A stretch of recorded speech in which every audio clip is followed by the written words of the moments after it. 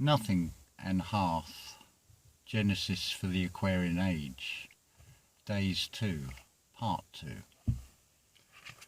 What is the function and result of music? Where does it begin and where does it end? In other words, what is the alpha and the omega of sound creations?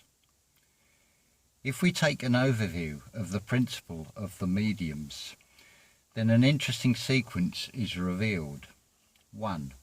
The creation as an idea. 2. The composition, the music score. 3. The performance, as performed by the performers. And 4. The reception, the audience. Here we see lines of communication that would appear initially as an idea of thought in a single mind. From this idea, growth and development, manifesting into a physical form as a musical score. From here, the idea can be given objectification of something subjective, in this case as a performance in sound, but this principle can be equally applied to any object, be it a chair, car, musical instrument, or even a venue. Without exception, anything in this realm began as an idea. There is nothing made that was not first made, or to put it into the biblical quote, all things were made by him, and without him was made nothing that was made. John 1 verse 3. We can apply this to Bruckner and his works, or indeed anything objective that will have a point of origin, a hymn behind the idea. So we begin with an idea or thought and apply the 4 steps, which is true of the material, physically tangible. In principle, those same 4 steps apply to art specifically, but not exclusively to music. What of the idea or origin of music? Perhaps the conductor Sergio Celibidache sums up this question in a far more revealing way than first considered, an answer that perhaps reflects the apparent dualistic phenomena of this material realm, and I quote, "There is no definition of music. It exists outside the realm of thought. That which eventually emerges has nothing to do with thought. That music is structured by thought, rehearsals, the whole business of what we call arranging the material, that's unavoidable. You cannot have music without order, and order is thought, but music transcends all that." End quote. So from this we can see that thought is not even the origin. We also experience through performance and our own reception something that goes beyond thought also. Consider for a moment how a particular piece of music can affect you in feeling more than just in thought alone. This then brings us right back full circle to the alpha and the omega. We hear music, we accept it as beginning as thought, and we may even allow thought to accept or reject a particular piece of music. Again, this is the sensation of feeling via sound in the ears, which does not end in thought. From an entirely different genre of music, the song "Waiting for the End" by Linkin Park, opening lines alludes to the answer. This is not the end, this is not the beginning, just a voice like a riot rocking every revision. This in turn reminds me of the Ultravox song "The Voice," which reveals something that cannot be described or quantified, the look and the sound of the voice, and the shape and the power of the voice.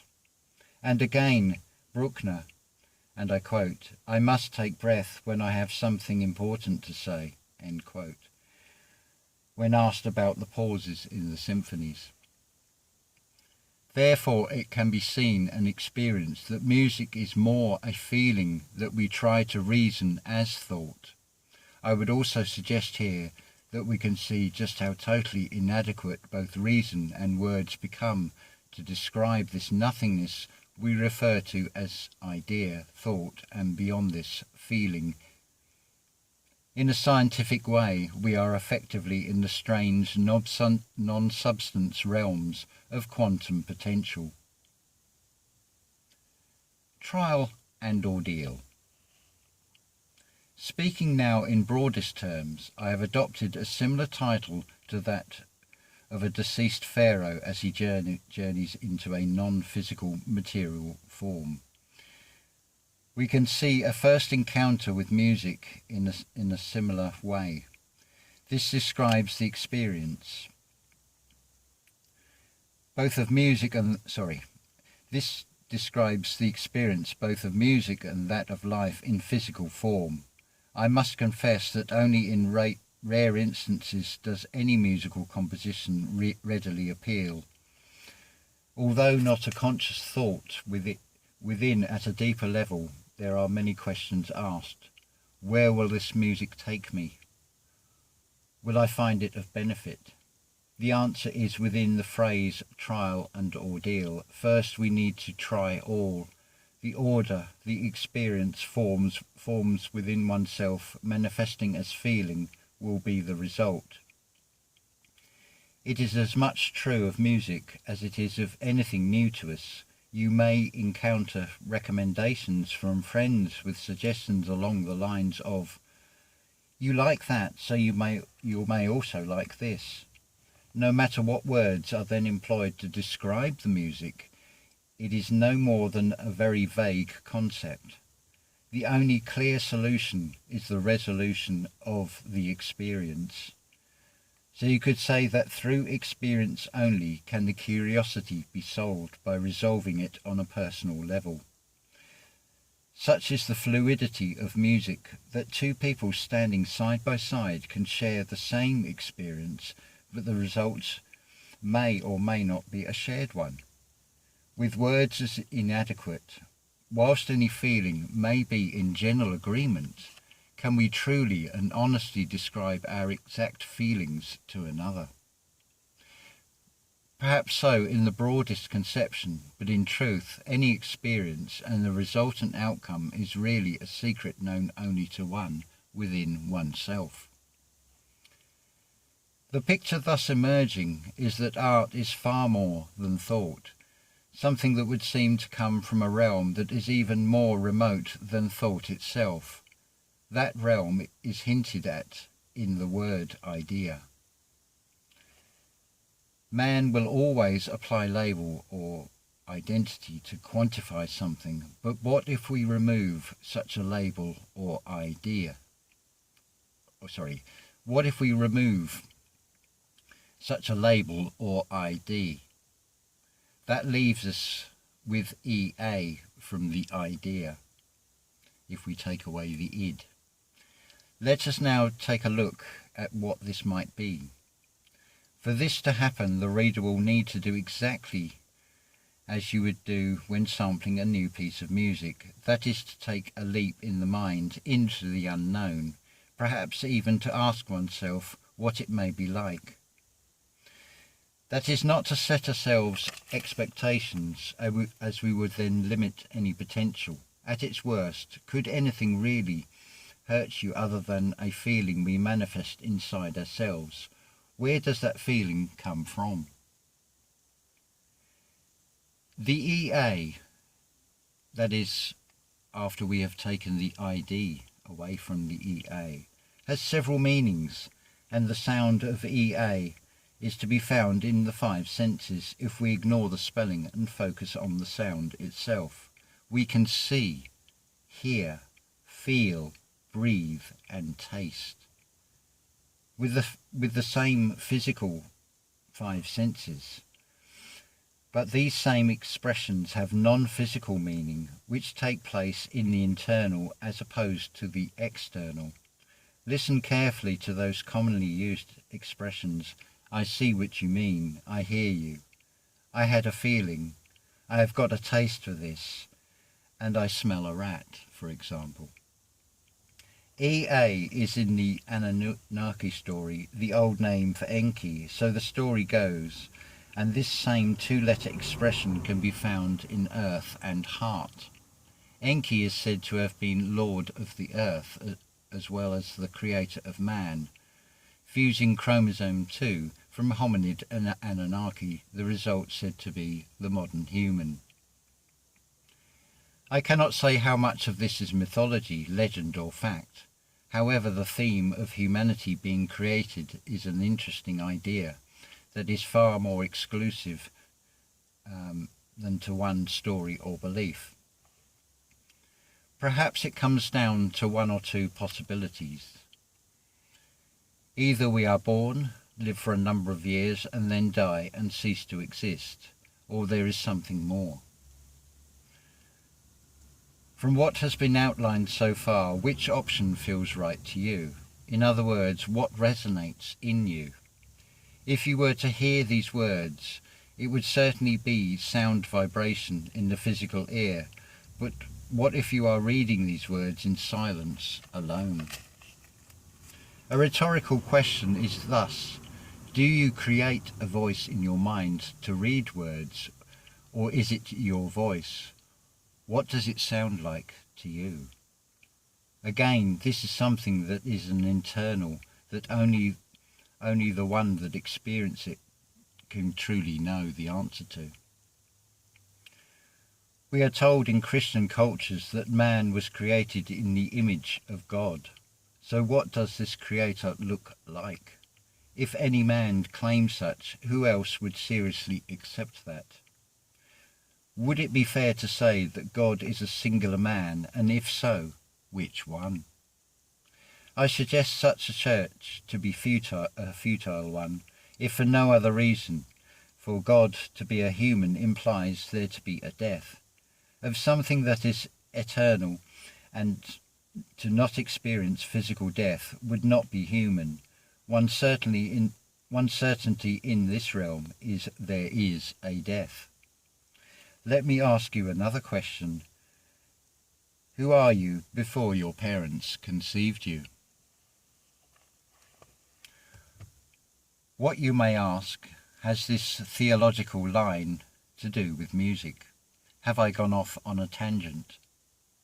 Certainly, as to explore will lead us in multiple directions. It is a tangent. Is a tangent even tangible? Do we hold it in the mind? Strange is the seeming duality. You may have noticed two opposites within the question about tangent, gone off, on. Now to return to the question of image of God. If man was created in the image, then this implies a similarity in some way.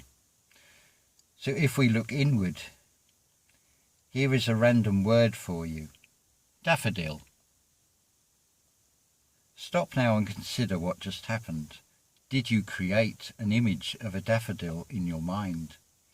Did you picture one, or in your mind did you feel this is to be unconnected to the topic? Again, only you know the answer.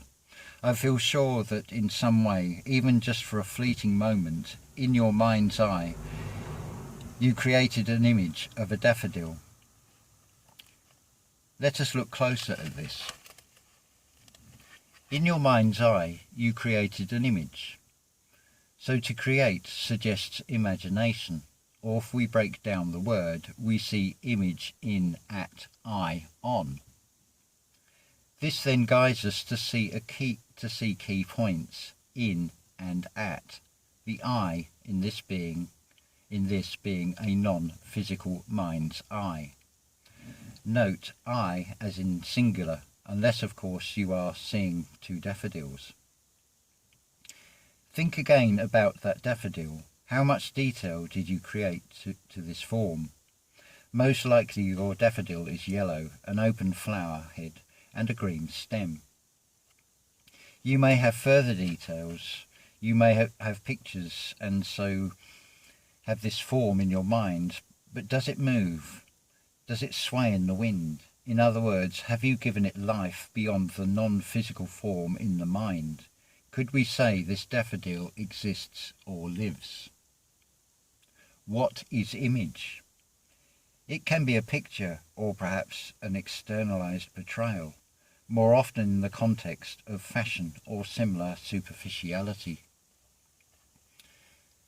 So returning to the story, God created man in his image, is a macro to our micro, man created a daffodil.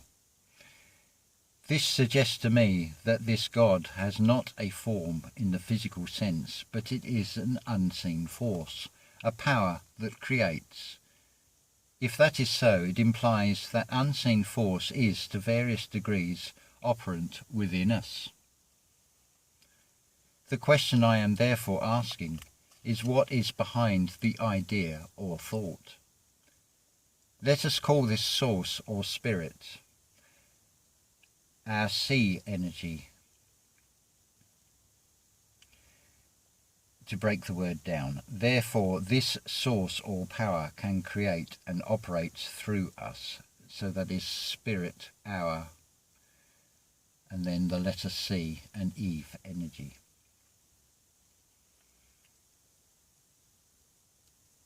Yes, so to continue, this then implies to us to be a medium of this source. Now what about that voice? That word abracadabra means I speak, therefore I create. To this I ask if that speak, note the EA again in that word, is that same internal voice. This then leads me to ask, what can that voice create? Just like a voice we hear in the physical sense, tone, pitch, accent and much more will determine such as feelings within us.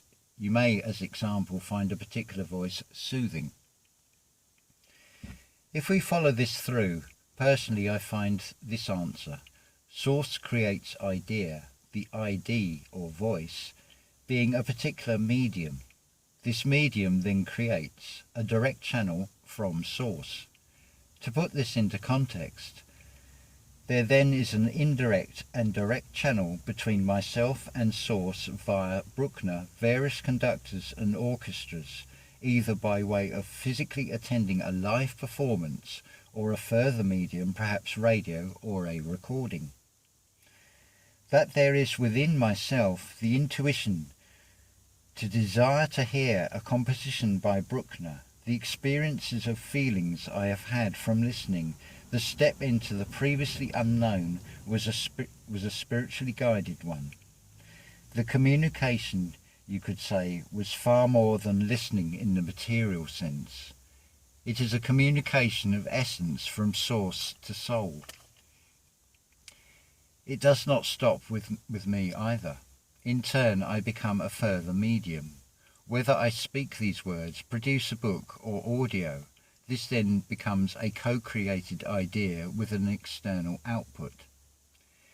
If any reader is then subsequently introduced to the sound world of Bruckner, then that reader has also stepped into the unknown. Where this may lead you, I know not. Be it the sound of an orchestra, that the conductor makes on, or my introducing you to the Bruckner's sound world, such effect is determined by the receptor. I of myself can do nothing. John 5, verse 30. What began here? Can I even say or know? If you think about this in the terms above, I come into this story, an ongoing story, to which, in part, I become a character in this story. Far removed is this story, and exactly what story is this?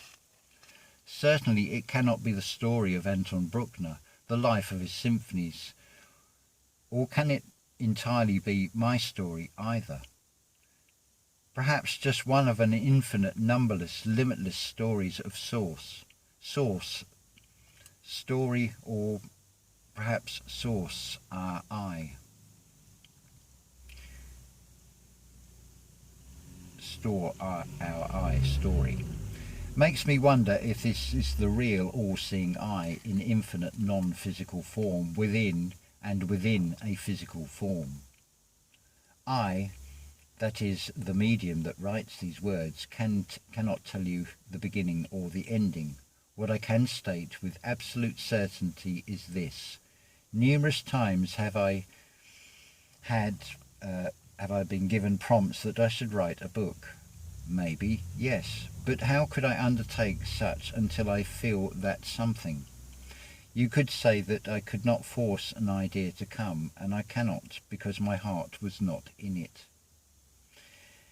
It is said that God will not work for you, but will work with you as a co-creator.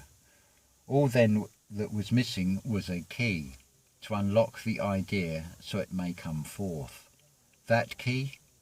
A voice inside me, in my imagination. Pay particular attention to hear to what the voice said. And I quote from my own mind, I wonder what it would feel like to actually write a book. I can only imagine, but if I imagine what it feels like, then I may know. End quote. I will leave off there and carry on part 3.